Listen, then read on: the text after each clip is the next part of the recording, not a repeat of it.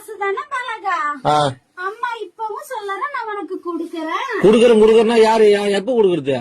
பொண்ணுகிட்ட இப்போதைக்கு குடுக்க முடியல. ஆத்தா இன்னைக்கு நான் குடுத்துட்டேன், நாளைக்கு உனக்கு குடுப்பா.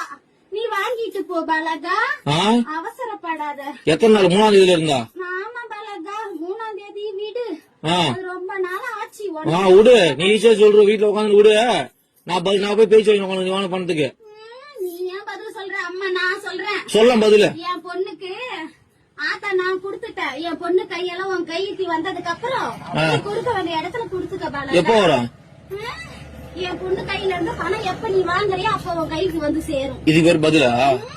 ஆத்தா நான் சொல்றது அதுதானம்மா. என்ன சொல்ற ஆத்தா? அம்மா இன்னைக்கு கொடுத்திருக்கேன், நாளைக்கு என் பொண்ணு கையால நீ வாங்கிட்டு போ பாலகான்னு சொல்றேன். நாளைக்கு? ஆமா பாலகா. எத்தனை நாளா பாலகா இது? எத்தனை நாளா? இன்னைக்கு தானே சொல்றேன். இத்தனை நாளா எங்க போயிருந்தா? இத்தனை நாளும் அந்த பதில் சொன்னேன். என்ன சொன்னா குடுக்கறேன்னு. இன்னைக்கு என் பொண்ணுக்கு கொடுத்திருக்கேன், நாளைக்கு நீ வாங்கிட்டு போ பாலகா.